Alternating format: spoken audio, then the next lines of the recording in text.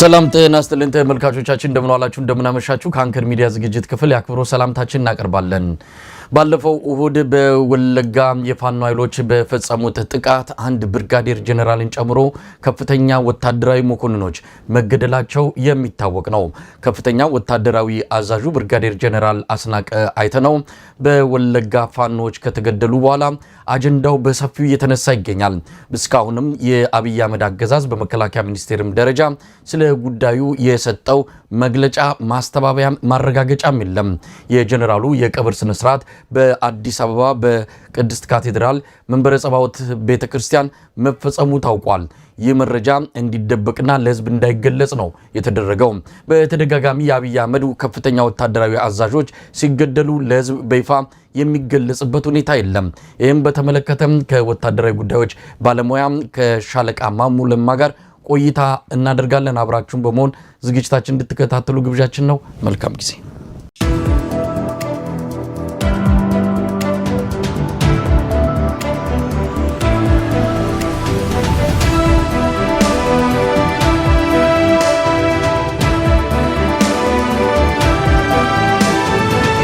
ጤና ይስጥልን ሻለቃ ማሙ ለማ።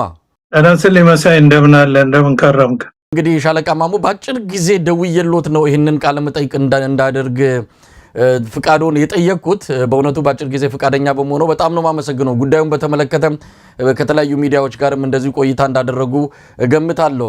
ጉዳዩ በቀላሉ የሚታይ አይደለም። በቅድሚያ ግን ዜናውን እንዴት አገኙት? ብርጋዴር ጀነራል አስናቀ ወለጋ በሚገኙ ፋኖች የደፈጣ ጥቃት ህይወታቸው ማለፉ ታውቋል። ከዚህ በፊትም በኮሎኔል ማዕረግ በርካታ አዛዦች መገደላቸው ይታወቃል። ግን ከአገዛዙ በኩል በዚህ ጉዳይ ላይ የሚባል ነገር የለም። በቅድሚያ ግን እንደው ጥቃቱን እንዴት ተመለከቱት? ኮሎኔል አሰግድ ምናልባት ስሙን አሳስቸው ከሆነ አላቅም፣ እንደዚሁ በኮሎኔል ማዕረግ ያለ በሻለቃ ማዕረግ ያለም መስመራዊ መኮንኖች በዚህ ጥቃት መገደላቸው ነው የተሰማው። እንዴት አዩት ሻለቃ ማሙ? በጣም ከባድ ውድቀት ነው የደረሰው። ያው ከዛ ካሉት ፋኖች ሰራዊቱን እኛንን ምንመራው ከሚሉ ፋኖች ሲገለጽ በሰማሁት በዚሁ በሚዲያ አንድ ሬጂመንት ጦር ነው ያው እንግዲህ ወደ 500 600 የሚጠጋ ነው ብሎ ነው የሚናገረው። አንድ ሬጂመንት ጦር ነው ከነዚህን መኮንኖች ጋር በጉዞ ላይ ያለ ደፈጣ እንግዲህ የታጠቀ ሰራዊት ነው ደፈጣ ላይ የወጣውና እንደዚህ በሚሆን ጊዜ ብዙ ጊዜ ትልቅ አደጋ የሚደርሰው በተለይ በተሽከርካሪ በሚጓዙ ጊዜ ደግሞ አደጋው የከፋ ነው የሚሆነው። በእግርም በምትጓዝበት ጊዜ መንገድ ተከትለ የምትሄድ ከሆነ ወታደራዊ መሬቶችን አስቀድመ ካልተቆጣጠርክ ለደፈጣ ጥቃት የተጋለጥክ ነው የምትሆነው እና ፋኖቹ ያው የመረጃ የበላይነት አላቸው አግኝተዋል። እንደገና ደግሞ ሰርፕራይዝ ወይም ድንገተኝነትን አትርፈዋል። ለዚህ ነው እስከ ጀነራል መኮንን ደረጃ የሚደርስ አዛዥ ተገድሏል ወይም ተሰውቷል። እንደገና ደግሞ ከፍተኛ ቁጥር ያላቸው ተሽከርካሪዎችን ማርከዋል፣ መሳሪያም ማርከዋል። ያው ከነሱ ገለጻ ተነስቼ ነው የምናገረው። በሌላ በኩል የተገለጸ ነገር ስለሌለ ስለዚህ ትልቅ ውድቀት ነው ለመከላከያ ሰራዊቱ። ለፋኖዎች ደግሞ ትልቅ የሞራል ቡስት ነው የሚሆነው። በመሳሪያም በተሽከርካሪም በትጥቅም ብዙ ድል አግኝተዋልና ትልቅ ውድቀት ነው የደረሰው እና የታቀደ የተቀነባበረ እና የተደራጀ ደፈጣ ላይ ነው የወጡት እና ሰርፕራይዝ ተደርገዋል ማለት ነው። ይሄን ነው ማለት ሻለቃ ማሙ የአንድ ጦር ወይም ደግሞ የአንድ በዚህ ደረጃ በጀነራል ማዕረግ ደረጃ ጥቃት ተሰንዝሮበት ከተገደለ ምን ማለት ነው? እንግዲህ ብዙ ጊዜ ጀነራሎች በብዙ ርቀት ከኋላ ሆነው ነው የሚያዋጉት። አሁን ግን ፊት ለፊት ከእግረኛው ካሉት ወታደሮች እኩል ነው ጥቃት ተሰንዝሮበት የተገደለው። ምናልባት ደፈጣ በመሆኑ በመደበኛ ውጊያ ላይ የተደረገ ተኩስ ልውውጥ ባለመሆኑ ሌላ ነገር ትንታኔ ልንሰጥ እንችላለን። ግን ምን ማለት ነው በጀነራል ደረጃ አንድ ሰራዊት ጥቃት ሲሰነዘረበትና ሲሰዋበት ምን ብሎ መግለጽ ይቻላል? ይሄ ትልቅ ሞራል ውድቀት ነው የሚያስከትለው ሰራዊት ላይ ግን ምንድነው አሁን እዚህ ላይ የሚታየው ነገር እኔ ሳስበው ማለት ብዙ ጊዜ በተሽከርካሪ የሄድክ መቶም ተሽከርካሪ ላይ የተጫነ አንድ ክፍለ ጦር ወይ ብርጌድም ጦር ብትይዝ ብዙ መሳሪያም እንትን ብትል ብታሰልፍ በተለይ ለደፈጣ ውጊያ አመቺ የሆኑ አካባቢዎች ላይ በተሽከርካሪ የምትጓዝ ከሆነ አደጋው በቃ ምንድነው እልቂት ነው የሚሆነው ማለት ነው። እልቂት ነው የሚደርስብህ። ውጊያ አይደለም የሚባለው፣ ያ እልቂት ነው። ከዛ ሌላ ደግሞ በእግር የምትጓዝ ከሆነ ደግሞ ተገቢውን ወታደራዊ መሬቶች መጀመሪያ አስሰህ ለምን የመደበኛ ሰራዊት ብዙ ጊዜ የሚንቀሳቀሰው የመኪና መንገድ ተከትሎ ነው ወይም መኪና አስከትሎ ነው። በእግሩም ቢሄድ ከኋላው መኪና ይኖራል። ከመኪና ወርዶ ነው የሚሆነውና ከመኪና ወርደህም ስትሄድ በእግርህም ቢሆን ገዢ መሬቶችን እና ለወታደራዊ መሬቶችን አስቀድመህ በአብሪ ጦር አስሰህ በቃኝ ጦር እነዛ ከያዙ በኋላ በጦር አስይዘህ መሳሪያ ጠምደህ ከዛ ያንን ለደፈጣ የሚያመች ቦታ ተሽከርካሪዎችም እግረኛውም ጦር እንዲያልፍ ታደርጋለህ። ይሄን ሁሉ አድርገህ አደጋው ይቀንሳል። ግን ከደፈጣ ጥቃት አታመልጥም። ጉዳት ይደርስብሃል። ጉዳቱ ግን ዝቅተኛ ሊሆን ይችላል። ላትጎዳም ትችላለህ በደንብ በጥንቃቄ ከተጓዝክና ጥንቃቄ ካደረግ። ከዛ ሌላ ደግሞ ሶስተኛ ደረጃ ይሄን ሁሉ አድርገህም ከፍተኛ ሞራል ያለው ውጊያ ብቃት ያለው ሰራዊት በጠንካራ አዛዦች የሚመራ ሰራዊት ማዋጋት የሚችሉ መሪዎች ያለው ሰራዊት ካልሆነ በስተቀር አሁንም ተራራውን ሁሉ እያሰስክ ብትሄድም ጠላት ደግሞ ድንገተኛ ጥቃት ካደረሰብህ ያ ሰራዊት ጠንክሮ ውጊያ ጠንካራ መንፈስ ከሌለው ጽኑ ዓላማ ከሌለው እና ውትድርና እንኳን አይደለም ውጊያ ውትድርና ራሱ ጠንካራ መንፈስና ጽናትን የሚጠይቅ ነውና ጠንካራ ዓላማን ይዘህ ታጥቀህ ስትሄድ ነውና ይሄ ሁሉ ሲሆን ደግሞ አሁንም የፈለገው ነገር ቢሆን ብታደርግ ደግሞ የዛ አይነት ሞራል ከሌለ አሁንም በጠላት ልትጠቃ ትችላለህና ግን ያሁኑ የሚታየው የታጠቀ ሰራዊት ነው። አንድ ሬጂመንት ነው። ሬጂመንት ማለት በብርጌድ እና በሻለቃ መካከል ያለ ኃይል ነው። እስከ 1000 ሊደርስ ይችላል ኃይሉ። ግን አሁን በውጊያ ስለሚመናመን ፋኖቹ መሪዎች እንደሚሉት 500 600 የሚሆን ኃይል ነው። አጋዥ መሳሪያ መትረየስ፣ ሌሎች አጋዥ መሳሪያዎች ይኖረዋል። እንግዲህ ያንን ይዞ ሲጓዝ ነው ድንገተኝነት አትርፈዋል ማለት ሰርፕራይዝ አድርገውታል። መከላከል ስላልቻለ ነው ተሽከርካሪዎችንም ጀነራሎችንም እንትን ያለው። ሌላው ደግሞ የኢንተለጀንስ መበለጥ ያልኩት ሃይ ፕሮፋይል ታርጌት ወይንም ይሄ ሴንተር ኦፍ ግራቪቲ የሚሉት የስበት ማዕከል የሚለውን ማወቅ ለአንድ ተዋጊ እቅድ ሲያወጣ ትልቅ ነገር ነው። አሁን ፋኖቹ እንደሚሉት ኦልሬዲ የጀነራል መኮንኑ በዛ እንደሚጓዝ እና ደግሞ ኢቭን በየትኛው ከፊት ነው ከኋላ ነው ከመሃል ነው እንግዲህ ደፈጣ ውጊያ ስታቀድ የቱ ላይ ነው ተኩስ የምከፍተው? ጨበጣ ዘንዛሪው የት ነው የሚሆነው? ከኋላ ነው ከመሃል ነው ከፊት ነው የት ጋ ነው የሚለውን እንትን ለማለት እንደዚህ አይነት ሃይ ፕሮፋይል ያለበት ታርጌቱን ማግኘት አለበት። ማወቅ በጣም ይጠቅማል። ይሄንን አውቀናል ነው የሚሉት እነሱ። በዚህ ሁሉ ስለተበለጡ ያደረሱባቸው ጥቃት ከፍተኛ ነው። ጀነራል መኮንኑም ሊሞት ይችላል እንዳልከው ደፈጣ ነው፣ ግን ቀላል ጦር አይደለም። ፋኖዎችም ማሰለፍን የሚሉት በሻለቃ ደረጃ ነው። 130 ሰው ያለው የደፈጣ ተዋጊ ሰርፕራይዝ ካደረገህና በተለይ በተሽከርካሪ ላይ የምትጓዝ ከሆነ አንድ ሻለቃ ጦርም ብትሆን ሊደመስስ ይችላል። 100 ጦር ግን እነሱ አሰለፍን ያሉት ጭራሽ አንድ በሻለቃ ጦር የሚገመት ስለሆነ በጣም ትልቅ ጉዳት ነው ያደረሱት። ለነሱ ደግሞ ትልቅ ውጤት ነው ያገኙት። ዋሳይ ሻለቃ ማሙ ምናልባት በኢትዮጵያ ታሪክ እንደዚህ ወታደራዊ ከፍተኛ አዛዥ የተገደለበት አጋጣሚ አለ? በደርግ ዘመን መንግስት እንግዲህ እርሶ የነበሩበት የሰራዊት ክፍል ነው። በዛ ጊዜ ምናልባት አንዳንድ መረጃዎች እንሰማለን ራሳቸውን በውጊያ መጨረሻ የሚያጠፉ እንደዛ አይነት ወታደራዊ አዛዦች ሊኖሩ ይችላሉ እንጂ እንደዚህ በውጊያ የተገደለ ከፍተኛ ወታደራዊ አዛዥ አለ በኢትዮጵያ ታሪክ ውስጥ?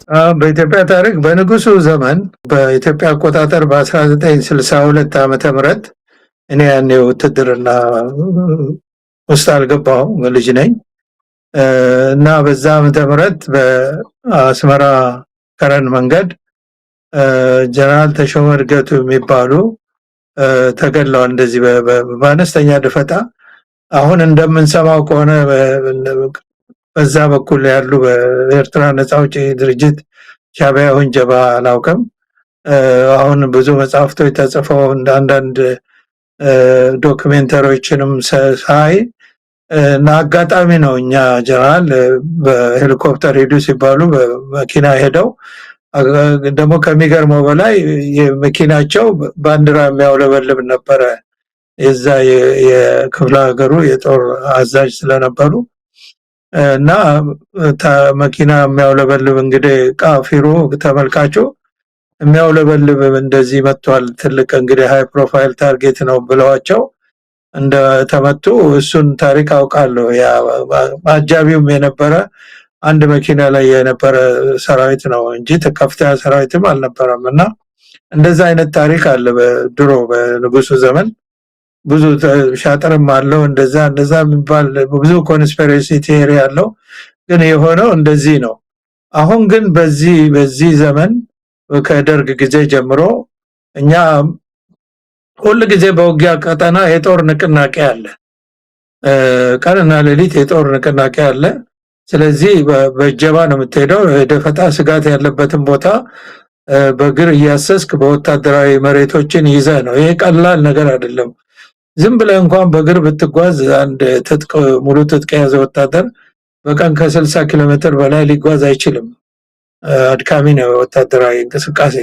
መንገድ እያሰስክ ወታደራዊ መሬቶችን እያስክ የምትሄድ ከሆነ ደግሞ በቀን 30 ኪሎ ሜትር ላትጓዝ ትችላለህ። በጣም አድካሚ ስራ ነው። በጥንቃቄ በተለይ ለደፈጣ የሚያመቹ ቦታዎችን ለማለፍ። ስለዚህ እኛ እናጅብ ነበር ኮንቮይ እና እንንቀሳቀስ ነበር። ደረቅ ጦርም ይዘን በጣም በጥንቃቄ ነው የምንጓዘው። ያው ውጊያም ገጥሞን ያውቃል። ደፈጣም ላይ ወጥተን እናውቃለን። ደፈጣውን ደምስሰን ነው የምናልፈው እንጂ በደፈጣ ውጊያ ጦር ተደምስሶ ታይቶም ተሰምቶም አይታወቅም። በዚህ ደረጃ በዚህ አቅም ደረጃ ያለው ይሄ እንግዲህ አንደኛ የሰራዊቱን የውጊያ ብቃት ማነስ፣ በመረጃ ደግሞ በድርቀት ውስጥ እንዳለ የሚያሳይ ነው። የአመራር ድክመትም እንዳለበት የሚያሳይ ነው። እና ይሄ ሁሉ ተዳምሮ ነው እንግዲህ እንጂ በእኛ ዘመን እንደዚህ አይነት በጥቂት የደፈጣ ጦር እስከ ጀነራል መኮንን የሚገደልበት ውጊያ ተደርጎ አያውቅም እኔ እስከማውቀው ድረስ። መሳይ ሻለቃ ማሞ እንግዲህ ይሄ በተለይ ለፋኖ ቀደም ሲል እርሶ ገልጸውታል፣ ለፋኖ ትልቅ የሞራል ኃይል ይሆነዋል፣ ጉልበት ይሆነዋል የሚል ነገር አንስተዋል። ግን የመጀመሪያው እንደው በብርጋዴር ጀነራል የመጀመሪያ ሆነ እንጂ በአንድ ሳምንት ውስጥ 3 ኮሎኔሎች የተማረኩበት፣ 2 ኮሎኔሎች የተገደሉበት በኮሎኔል ደረጃ አዲስ አይደለም፣ ብዙ አለ። እንዲህ አይነቱ ነገር የተለመደ እየሆነ መጥቷል እና ችግሩ ምናልባት ከውጊያ ስትራቴጂ ጋር የተያዘ ነው አገዛዙ ዘንድ ያለው ወይስ ዓላማ አለመኖር?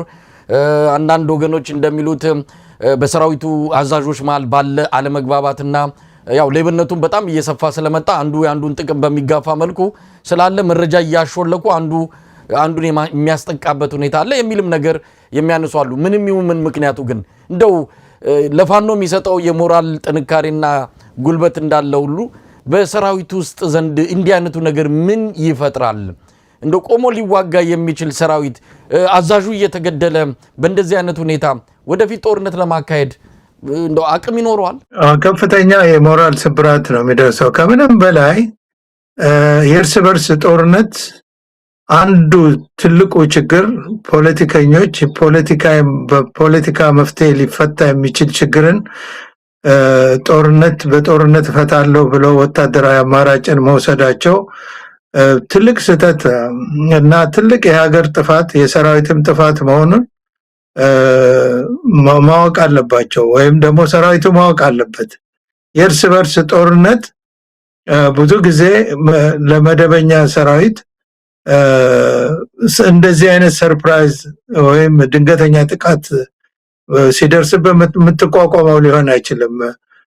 ይሄ ደግሞ የመረጃ ድርቀት የሚደርሰው ሰራዊቱ በህዝብ ሲጣላ ነው። በአንድ ህዝብ መካከል ጦርነት ካደረግ የመጀመሪያው በህዝብ መጠላትን ነው የምታተርፈው። ኢቭን ያ ሽምቅ ተዋጊ ከህዝብ የወጣ ስለሆነ እንኳን አሁን እንደዚህ እንደሚታየው በሀገር ላይ ያለው የዘረኝነትና ዘር እየመረጡ በደል ማድረስና መጉዳት እንዲህ ይፋ በሚነገርበት ሀገር ጥቂት የፖለቲካ ወይም የነፃ አውጪ ድርጅቶች እንቅስቃሴ እንኳን ቢሆን መጀመሪያ ላይ ድጋፍ ላይ ኖረው ይችላል። በኋላ ግን በእርስ በርስ ጦርነት ድጋፉን እያጠነከረ ነው የሚሄደው። ህዝብ መግደል አይቀርም። በህዝብ መሃል ውጊያ ስታደርግ ከህዝብ መሃል ኮላተራል ዳሜጅ የሚባል በሌላ አውቆም የሚደረግ አለ። ከዘር ጋር ደግሞ ሲያዝ እንደገና ደግሞ በዘፈቀደ የሚደረግ ህዝብን ነው የምትገለው እና በዚህ ምክንያት በህዝብ እየተጠላ ስትሄድ አንተ የመረጃ ድርቀት ሲደርስብህ ያንተ መረጃ ደግሞ ለምትዋጋው ጠላት በቃ ምን ጓዳ ጎድጓዳ ሳይቀር እንቅስቃሴ ሳይቀር ይታወቃል ማለት ነው።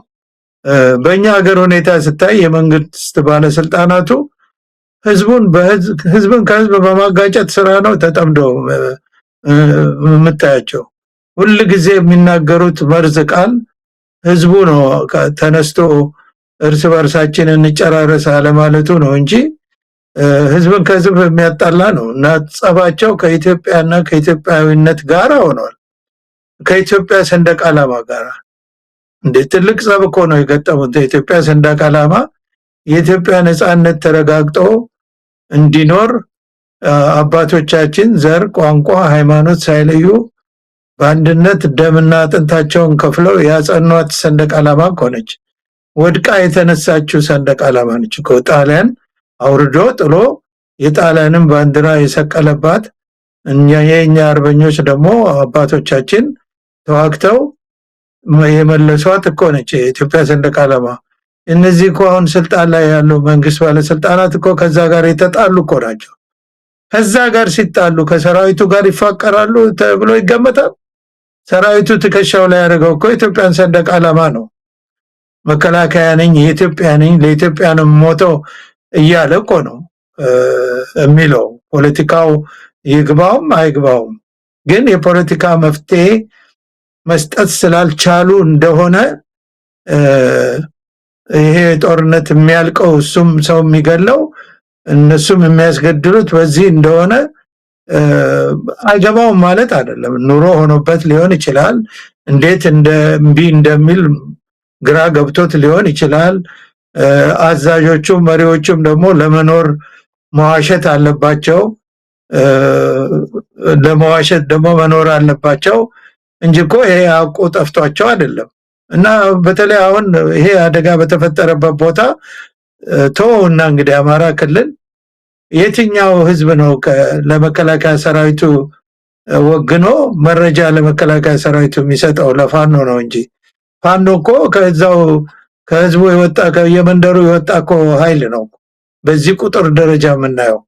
አሁን ደግሞ ወለጋ ውስጥ ኦሮሚያ ውስጥ አሁን ሸኔ መጣ ሲባል ሸኔ የሚባለው እኮ ብዙ ቦታ በርግጥ የአማራውን ተወላጅ እስላም ክርስቲያን ሳይለይ ከዛ ክልል ለማባረር ብዙ አረመኔያዊ ተግባር ተፈጽሟል። ብዙ ህዝብ ተጨፍጭፏል። ብዙ ህዝብ ተፈናቅሏል። ግን እኮ ኦሮሞም እኮ አንዳንዴ በሃይማኖት አንዳንዴም ደግሞ ከአማራው ጋር አብረሃል እየተባለ ሌላ ጊዜም ደግሞ ሀብቱን ለመዝረፍ የኦሮሞ ተወላጆችም እንደዚህ እኮ ይገደላሉ። ስለዚህ ሸኔ መጣ ሲባል መከላከያው ለቆ እንዲወጣ ይደረጋል ከመምጣቱ በፊት እየተባለ ነው የሚነገረው። ሸኔ መጥቶ ደግሞ ህዝብ ሲፈጅ መከላከያው በቅርብ ርቀት ሆኖ አልታዘዝኩም ብሎ ምንም እርዳታ አላረገም የሚለውን እኮ ሁሉም ነው የሚጋራው። እና በዚህ ምክንያት መከላከያው ምንም አይነት መረጃ ሳይኖረው አይኑም ጆሮም የተደፈነ ማለት ነው መረጃ የሌለው ወታደር የጸጥታ ኃይል እንዴት ኦፕሬት ሊያደርግ ይችላልና ይሄው እንዲህ አይነት ጉዳት ይደርስበታልና በዚህ መሰረት ሰራዊቱ አሁንም ለምን እየሞተ እንደሆነና በምን ምክንያት እየሞተ እንደሆነ ማወቅ አለበት። ይሄን ነገር ፖለቲካ መፍትሄ ስጥና ፍታ አልዋጋም ማለት መቻል አለበት። ሀገሪቷም ሰራዊቱም ይሄ ሁሉ የጦርነት ሀገሪቷም እኮ በረሃብ ህዝብ በረሃብ የሚያልቀው በድህነት የሚማቀቀው እኮ አንዱ የጦርነቱ ውጤት እኮ ነው። ጦርነት እያለ እንዴት ነው ኢኮኖሚ የማይድገው? እንዴት ነው የሰው ልጅ ህይወት የሚሻሻለው? ማንም እንኳን እንደኛ አይነት ሀገር ገና ከድህነት አረንቋ ያልወጣን የበለጸጉ የሚባሉ ሀገራት እንኳን ጦርነትን ተቋቁሞ ማለፍ አይችሉም። ወደ ድህነት ወደ መራቆት ነው የሚያደርሳቸውና ጦርነትን ሳታቆም እድገት የለም። እና ሰራዊቱ ደግሞ ኢኮኖሚ ብቻ ሳይሆን ህይወቱን ነው እየሰጠ ያለው። የእርስ በርስ ጦርነትን ደግሞ ጠላት ነው የሚያተርፈው እንጂ ሊያሸንፍ አይችልም። ይሄንን የገባቸው ሰዎች ይሄንን ጦርነት እርስ በርስ ጦርነት ማስቆም ከቻሉ ነው ሰርቫይቭ ማድረግ የሚችሉት እንጂ ከዚህ የከፋ ጉዳት መስማት እንችላለን። ሞራሉ በዚህ ደረጃ የወደቀ ከጦርነት ተላቆ ማያውቅ እርሾውን ያጣ በቂ አመራር የሌለው የውጊያ ሞራል የሌለው ሰራዊት እንኳን እርስ በርስ ጦርነት ሌላም ጦርነት ማሸነፍ አይችልም። እና ይሄ ነው የሚታየው። የሆነውም ይሄ ነው። አትሊስት ደፈጣ ላይ ወጥቶ እኮ ሌላው ቢቀር መኪና ሊቃጠልብህ ይችላል፣ ጉዳት ሊደርስ ይችላል። ግን መቋቋም ትችላለህ። ይሄንን ኃይል ያለ ኃይል ይዘ መከላከያ ይዘ እኮ ዲፌንድ ማድረግ ትችላለህ። ጉዳትን ሚኒማይዝ ማድረግ ትችላለህ። ግን ይሄኛው ሙሉ በሙሉ ሬጂመንቱ እንደተደመሰሰ ነው የሚናገሩት ፋኖ አመራሮች።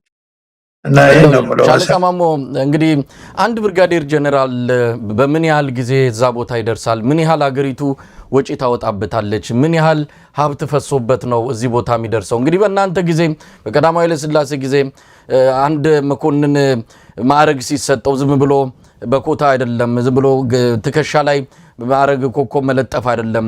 በተግባርም በትምህርትም ውጭ ሀገር ድረስ አሉ የተባሉ የጦር ኮሌጆች ተምረው በቂ የሆነ እውቀት አግኝተው አመታት በፈጀ የእርከን ደረጃ ነው ማዕረግም ሲሰጣቸውና ብዙ ሀብት ይፈስባቸዋል። ዝም ብሎ እንደ ተራ የሚታዩም አይደሉም። የሀገሪቱ ሀብት አንጡራ ገንዘብ የፈሰሰባቸው ስለሆኑ እንደ ተለየ ሁኔታ ይታያሉ። ምናልባት የብርጋዴር ጀነራል ከህወሓት ጊዜ ጀምሮ አንድ ወታደራዊ መኮንን ማዕረግ የሚሰጠው ያው በኮታ ስለሆነ ምን ያህል ገንዘብ ፈሶበታል፣ ምን ያህል እውቀት፣ ምን ያህል እንግዲህ አንድ ዶክተር ለአንድ 100,000 ሰው ህክምና ይሰጣል ይባላል።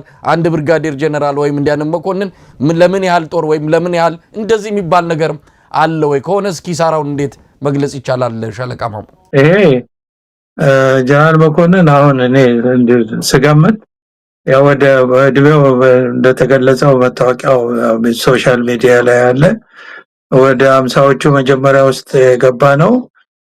እርግጠኛ ነኝ ከ20 ዓመት በላይ ወይም 30 ዓመት አካባቢ በሰራዊት ውስጥ ሳገለግል አይቀርም። ለምን ይሄ መጀመሪያ ዝም ብለው ተነስተው ጀነራል ከሚሆኑት መካከል አይደለም። ምናልባት ከመሰረታዊ ወታደር ጀምሮ በበታሹም በዛ መስመር አድጎ እዚህ ደረጃ የደረሰ ሊሆን ይችላል። ወይም ደግሞ እንግዲህ ወይ በመኮንነት ኮርስ ገብቶ እዚህ ደረጃ የደረሰ ሊሆን ይችላል። እድሜው ከፍ ያለ ነው። ጀነራል መኮንነት እስከ 40ዎቹ ቤት ሊደረስ ይችላል ወጣትነት ከተገባ እና ስለዚህ ይሄ ሰው ከሀገር እሱ ላይ ካወጣችው ወይም ኢንቨስት ካደረገችው ይበልጥ እሱ የከፈለው ወይም ያለፈበት ህይወት በጣም ረጅም እና ከፍተኛ ነው። ለምን ውትድርና ሃርድሺፕ ነው።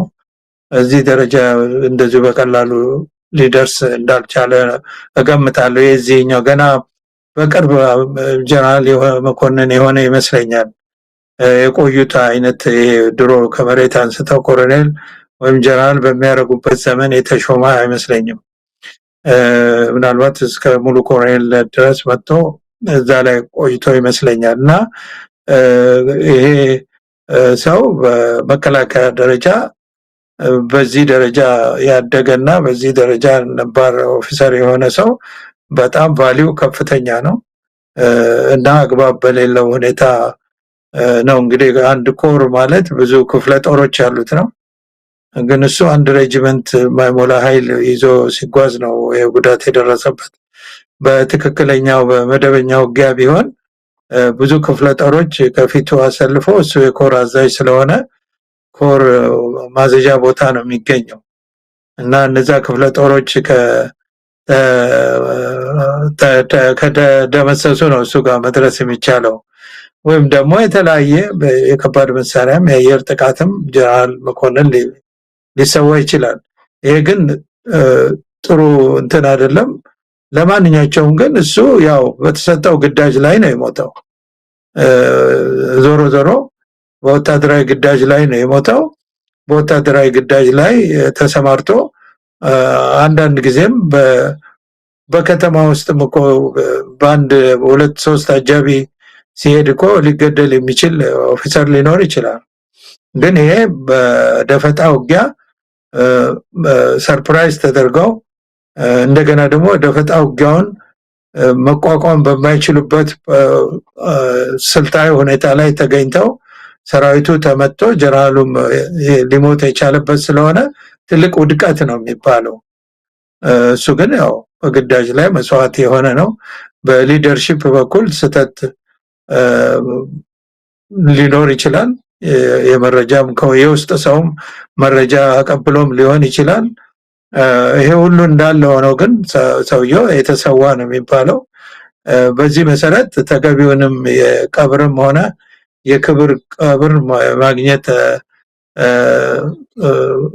እንትን መብት ያለው ሰው ነው እኔ እንደማስበው። አሁን በድብቅ ሆነ በሚዲያም ላይ አልወጣም እንደዚህ የሚባል ነገር ይሰማል። እሱ ትክክል አይመስለኝም። ትልቅ አሁን ደግሞ ከጉዳቱ በላይ ደግሞ የሞራል ውድቀት የሚያመጣው ደግሞ ይሄ ነው፣ ለሌሎቹ በህይወት ላሉት ማለት ነው።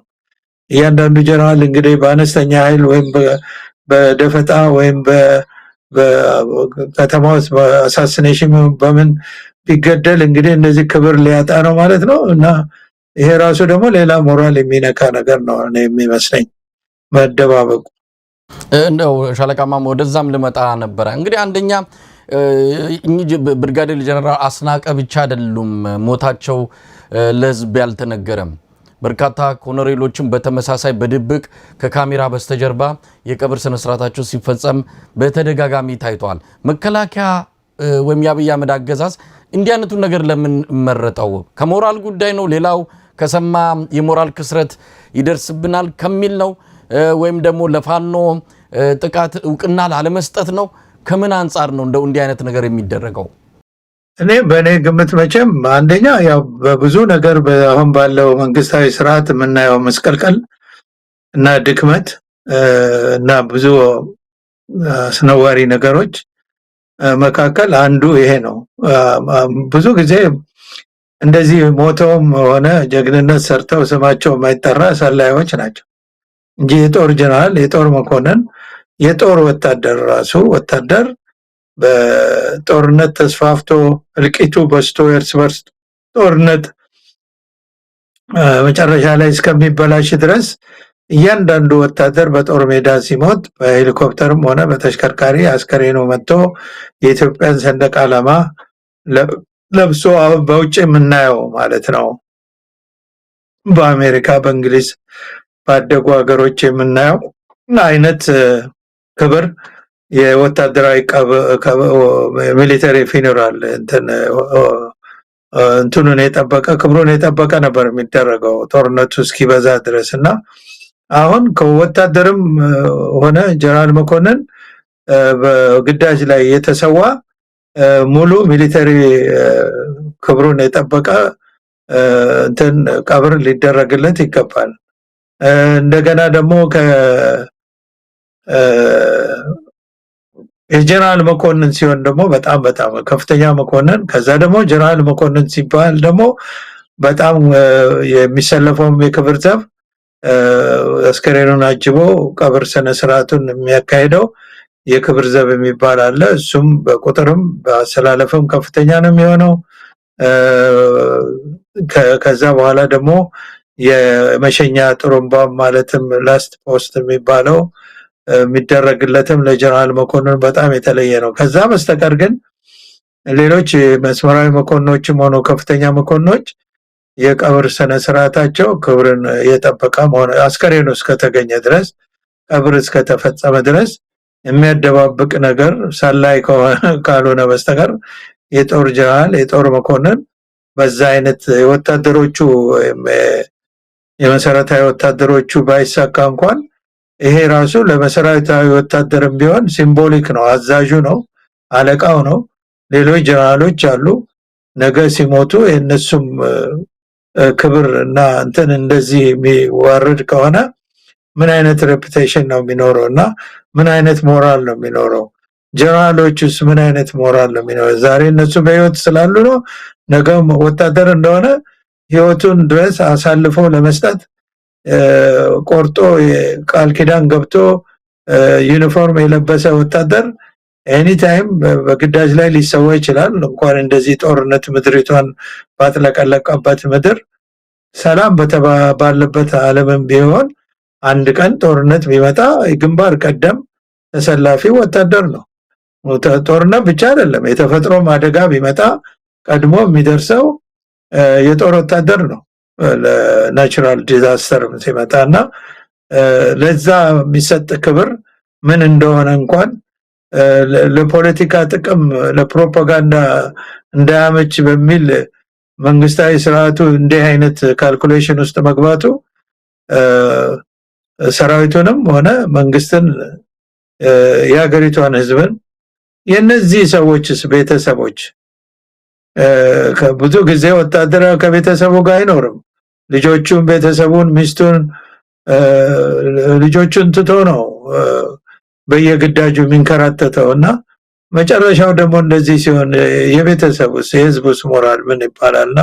ሻለቃ ማሙ ምናልባት ይሄ የተባለውን ማርሽ ባንድ እንደነበረ የሆኑ መኪኖች አጅበው በመንበረ ጸባዖት ቅዱስ ካቴድራል ቤተክርስቲያን መፈጸሙን በተለያዩ የመረጃ ምንጮች አረጋግጠናል። ይፋ ለምን አልተደረገም? ለምን የመገናኛ ብዙሃን የመንግስት መገናኛ ብዙሃን ሌሎችም ቀደም ሲል እርሶ ብለውታል። የአሜሪካ ወታደሮች ሲሞቱ እንዴት ተደርጎ ፕሬዚዳንቱ በአካል ተገኝተው አስክሬን ተቀብለው ወደ የቤተሰቦቻቸው የሚሄድበትን የሚቀበርበትን እንዲህ አይነት ነገር እናያለን። ክብር አለው። እንደዛ ከሆነ ለምን መደበቅ አስፈለገም? በእርግጥ ስነ ስርዓቱ ተከናውኗል፣ አጀብ ተደርጓል ነው የተባለው። በሌሎች አካባቢዎችም እንደዚሁ ሲሞቱ የተወሰነ ስነ ስርዓት አለው፣ ግን አይገለጽም፣ ድብቅ ነው የሚሆነው። ያንን ነገር ነው እንግዲህ በደንብ እያየን ያለ ነው በዚህ ስርዓት ውስጥ። ወደ እኮ ነው ዋናው እኮ ኦፊሻል የሚሆነው ይሄ ሴሬሞኒውም እኮ ለአስከሬኑ እኮ አይደለም፣ ለነዋሪው እኮ ነው። በህይወት ላለው ሰው እኮ ነው መታየት ያለበት። ይሄ በክብር በግዳጅ ላይ ህይወቱን ያጣ ጀነራል መኮንን ወይም ሌላ ለሀገሩ ስለሞተ ትልቅ ክብር የተሰጠው መሆኑን የምታሳውቀው እኮ ለቤተሰቡ፣ ለሰራዊቱ እና ለሀገሪቱ ህዝብ ነው። ሚዲያ የሚያስፈልገው እኮ ለዚህ ነው። ከሚዲያ ከደበቀው እኮ አልተደረገም ማለት ነው። ቢደረግም እንዳልተደረገ ነው የሚቆጠረው። እና ይሄን እንኳን ማመዛዘን የሚችልና ይሄንን ከፖለቲካ ጥቅም በላይ አብልጦ ማየት የሚችል መንግስታዊ ስርዓት ስለሆነ ይመስለኛል እንጂ ዋናው ሚዲያው አይደለም እንዴ? ለህዝብ እንጂ ለአስከሬኑ የት ያያል? እሱ ክብር ይደረግለት አይደረግለት? መቼ የቀብሩ ቦታ የቀብሩ አካባቢ ያለው ሰው አጠቃላይ ሀገሪቱ ሰራዊቱስ በሀገሪቷ ላይ የተዘራው ሰራዊት ይሄንን በዚህ ዘመን ደግሞ ሶሻል ሚዲያ ይሄ አሁን እኛ የምናየውን እኮ ወታደሮች ሰራዊቱም እኮ ያው ኒውሱን ያውቀዋል። ከዚህ ከመንግስት የሚሰጠውን ሳይሆን ፋኖ ኃይሎች የሚሰጡትን መግለጫ እኮ ሰራዊት እኮ ያዳምጣል። ከማን ነው የምትደብቀው? ስትደብቀው ደግሞ ጉዳት እንጂ ጥቅም አያመጣም። በቃ ዓላማው ትክክል አይደለም። እርስ በርስ ጦርነት ነው። ይሄ የመንግስት ፖሊሲ ያመጣው ችግር ነው። የመንግስት ድክመት ያመጣው ችግር ነው እርስ በርስ ጦርነቱ። ግን ሰው ተሰውቷል። ያም ደግሞ ኢትዮጵያዊ ነው። ከዛም ደግሞ ወታደር ነው። ከወታደርም ደግሞ ጀነራል ነው። እንዴ ይሄንን በዚህ ምን የሚያሳፈር ነገር አለውና ነው። እና በጣም የሚያሳዝን ነው። ለሰራዊቱ ላሉት መኮንኖች በጣም አዝናለሁ በእውነት። እኔ እንኳን ይሰማኛል ውጭ ያለው እንደዚህ አይነት ሲደረግ ዓላማውን ባልደግፈውም ሰራዊቱ የሚዋጋበትን ጦርነቱን ባልደግፍም ግን እንደዚህ አይነት ወታደርም በየጥሻው አስከሬኑ የወደቀ ገበሬው መቅበር እስኪያቅተው ድረስ ማምላክ ፈጣሪ ማት በረዶ ያዘንብበናል ቀብረን ካላደን ብለው እንትን የሚሉ ገበሬዎች ሲናገሩ ሰምቻለሁ። ይሄስ አይሰቀጥጥም? የኢኮኖሚው የጦርነቱ የሚበላው የሚያደህየው ሀገርና ህዝብ ቀርቶ እነዚህ ልጆች በወጣትነታቸው ሄደው በየጫካው በየጥሻው በየወደቁ የሚቀሩት ሰዎች ደምስ ህይወትስ አያሳዝንም? እና ለዚህ ጦርነት መፍትሄ ፖለቲካዊ መፍትሄ መስጠት አያስፈልግም? መድከም አያስፈልግም? ሌላ ነገር ስልጣንን ለማስቀጠል የሚያስችል ምን ብናደርግ ይሻላል? እንዴት ብንመረጥ ይሻላል? እንዴት ለዓለም ከተማውን ውበት ብናሳይ ይሻላል ከማለት ይልቅ የሰዎችን መሞት የሚሞተው በጦርነቱ ሰላማዊ ሰው፣ ወታደሩ፣ በሌላው ወገን የተሰለፈው ደግሞ የሽምቅ ተዋጊ ኃይል ሁሉም ኢትዮጵያዊ ናቸውና የነዛ ሰዎች ደም እና ህይወት አይበልጥም? ከዚህ ሁሉ የፖለቲካ ስራ ለመስራት ቀን ከሌሊት እንቅልፍ አጥተው ከሚታትሩ ይሄኛው እኮ ነበር የሚበልጠው። ዛሬ ደግሞ ለነሱ ለሚያምኑበት እና ለዓላማ ጋር ተሰልፎ ህይወቱን የሰጠን ሰው አሁን ደግሞ በሱ ማፈርና ከሚዲያ መደበቅ ምንድነው? በጣም ያሳፈር ነው። በጣምም የሚያሳዝን ነው።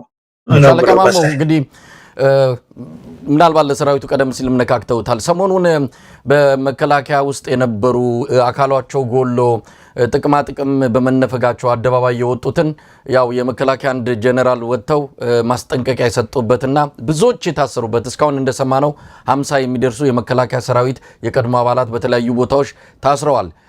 ስለዚህ አሁን ወታደሩ ውስጥ ያሉ በአሁኑ ሰዓት በጦርነት ውስጥ ያሉ በግዳጅ ላይ ያሉ ራሳቸውን በቪዲዮ እየቀረሱ እንደዚህማ ከሆነ እኛ ተጎርተን ዋጋ ማናገኝ ከሆነ ተጎርተን እንደ ሸንኮራ ተመጣን ምንጣል ከሆነ ለምን ዋጋ እንከፍላለን የሚል ጥያቄ እየተነሳ ነው። እንዲህ አይነት ዘመቻ ተጀምሯል። አሁን ደግሞ ይሄ ተጨመረበት።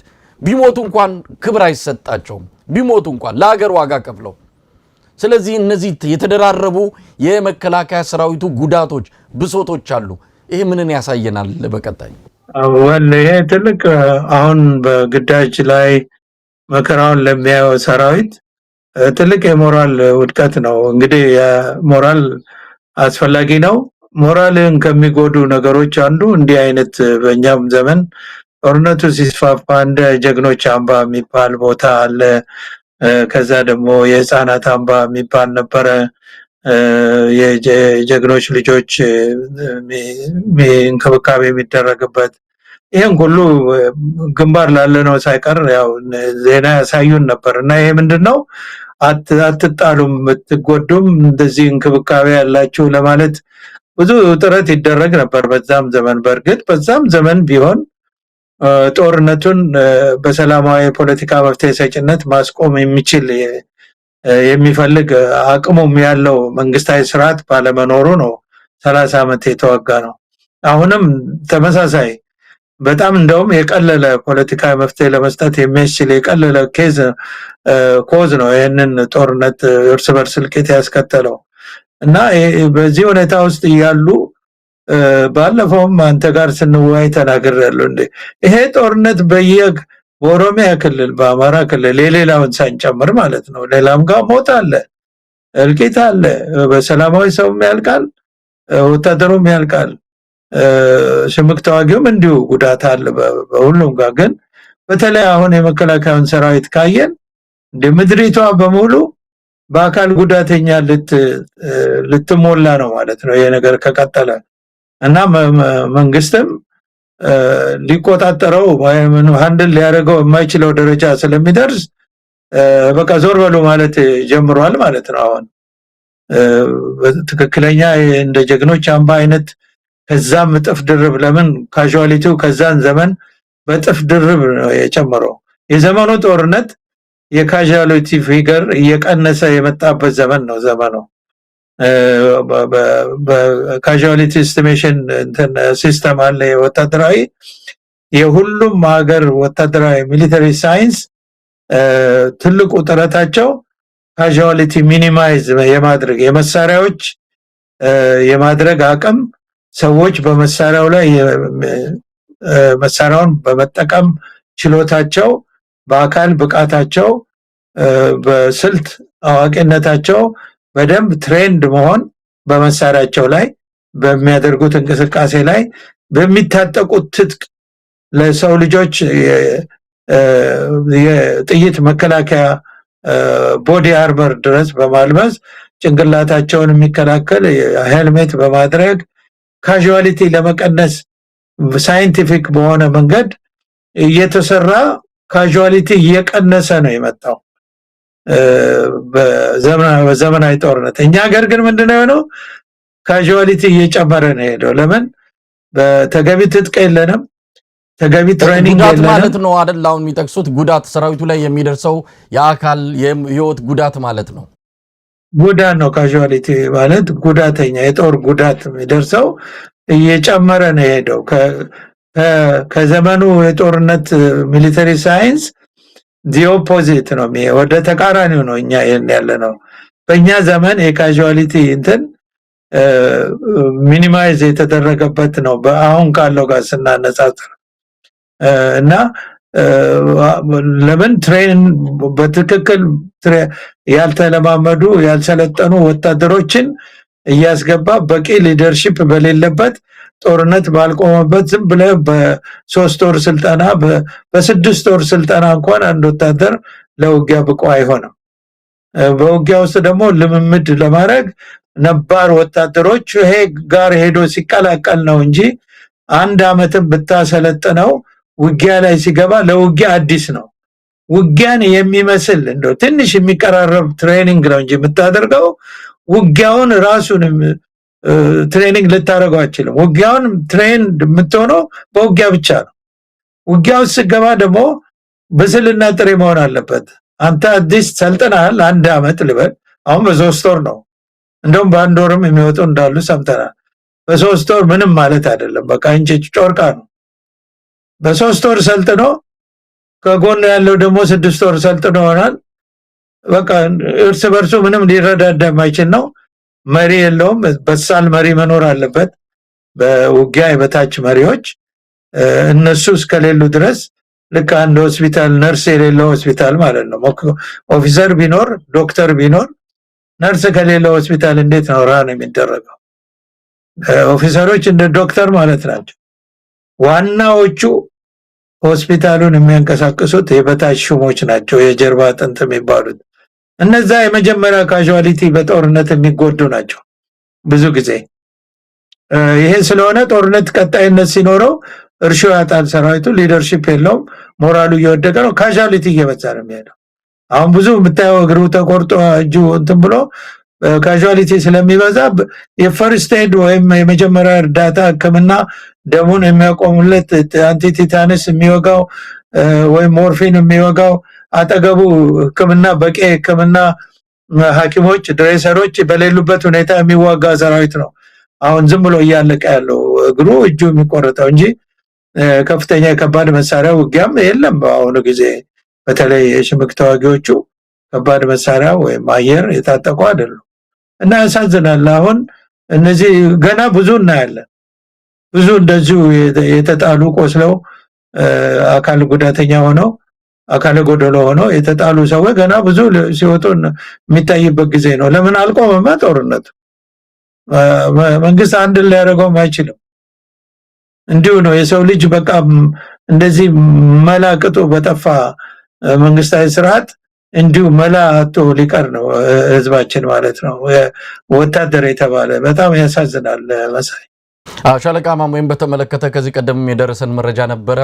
ከፍተኛ ቁጥር ያለው ቁስለኛ በየጊዜው እየጨመረ በመምጣቱ በአላጌ ግብርና ኮሌጁ ወደ ቁስለኛ ማገገሚያ ተቀይሮ በየዕለቱ የሚመጣው ቁስለኛም ከአቅሙ በላይ በመሆኑ ግቢው መለስተኛ ማገገም ላይ ያሉ ሕክምናቸውን ሳይጨርሱ ነገር ግን ቦታ እንዲለቁ ተደርገው በአሁን ሰዓት ካላጌ ጀምሮ በዛ መስመር ላይ እስከ ቡልቡላ እስከ ሻሸመኔ ከተማ መንገድ ላይ ጨርቅ አንጥፈው የሚለምኑ ከዘራቸውን ይዘው መቋሚያቸውን ይዘው የሚለምኑ የመከላከያ ሰራዊት አባላት ቁጥራቸው የትየለሌ እንደሆነ ነው የሚነገረው። የጦር ኃይሎች ሆስፒታል ካሉት አልጋዎች 90% የሚሆነው በመከላከያ ሰራዊት ቁስለኛ መያዙንም ነው የተሰማው። ስለዚህ ነገ ከነገ ወዲያ ኢትዮጵያ በጣም ከፍተኛ በጦር የተጎዱ ዜጎች ሊኖራት እንደሚችል ምንም ጥርጥር የለውም።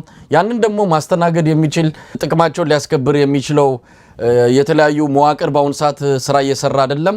ከዛ ይልቅ ግን ካድሬ መፈንጫ የካድሬ ጥቅም የሚያስከብር ስርዓት ነው ኢትዮጵያ ላይ የነገሰው። እንደው በመጨረሻ የሚሉት ካለ እያጠናቀቅን ነው።